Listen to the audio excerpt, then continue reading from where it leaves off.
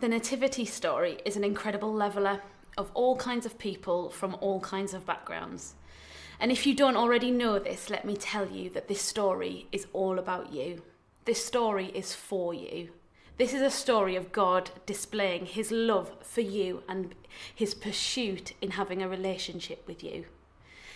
Today, I'm looking at the light of the stars. How does God guide us? Matthew 2 tells us that the Magi came to Jerusalem from the east to meet the King of the Jews, as that's what the stars foretold. These were experts of the night sky. They were astronomers or astrologers, not exactly who you'd expect God to be communicating with. But that's the beauty of the whole story. The unexpected were not just included, but they were told first. So no matter who you are included in this story. If we are listening, then God is wanting to speak to us. So today, my 3 highlights are going to be to lift, to look, and to live. We're looking at lifting our eyes up, looking clearly, and living it out. It's incredibly magnificent and majestic that the heavens actually were declaring the glory of God through the stars. I find it amazing that when God created the universe and set the solar system into motion, set the patterns of the planets and the stars and the moons, he knew exactly what the night sky would look that night and what it would be saying. But equally, communicating through the stars is really normal and ordinary and simple. Stars are in all of our everyday lives. And that's just what it's like hearing from God. It's incredibly profound and significant. But equally, it's just normal and ordinary and often just in the everyday things. So how do we hear from God in the normal everyday? We need to lift our sight to him. We need to lift our eyes out of the mundane, out of the daily routine, and we need to actually look up, change our posture, change our position, and look upwards. If you're anything like me, listening to God and looking to him is not my first instinct.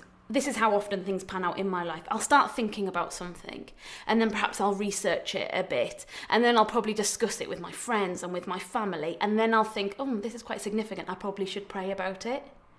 But just like the stars in the night sky, God is there waiting for me to talk to him, waiting for me to communicate to him. So all I need to do is lift my eyes to him first. Have you ever been anywhere where there is absolutely no light pollution?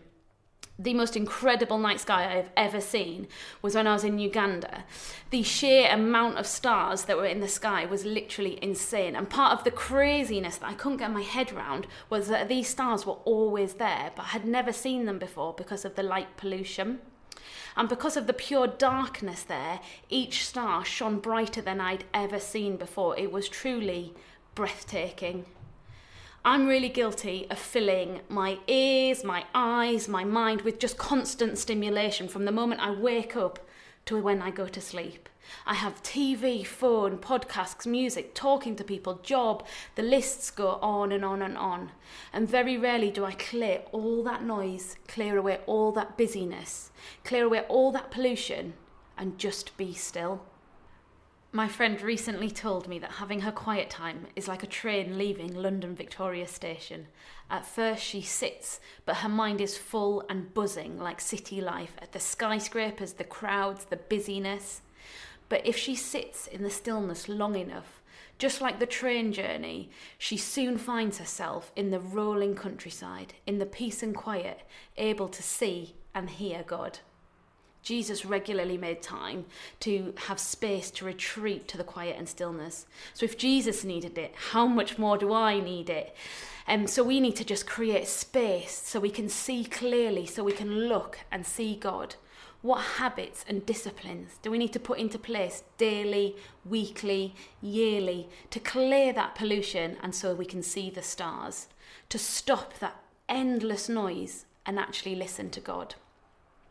And finally, live.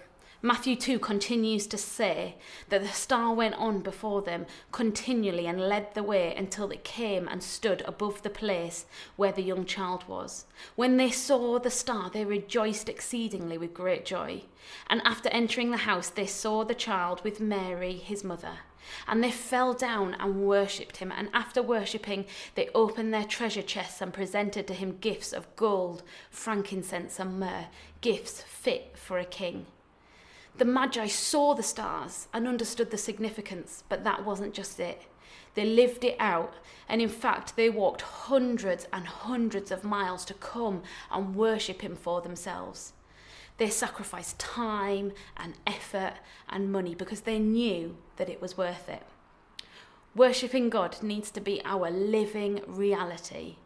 What are you doing with your life to live out the worship of the Saviour of the world every day? How are you choosing to worship him? How are you choosing to act in your day-to-day life? Worshipping God isn't just in our singing, it's in our living. So church, let's live out our worship for God today. And if this journey is brand new to you, we would love you to join us on an Alpha course to explore questions about God further. So please go to our website, arunchurch.com, and make contact. And that can be your first step to living it out today. I pray today that as we lift our eyes to you, God, that we make room so that we can look at you clearly and so that we can put into action and live out our worship to you exactly where we are today. Thank you, church.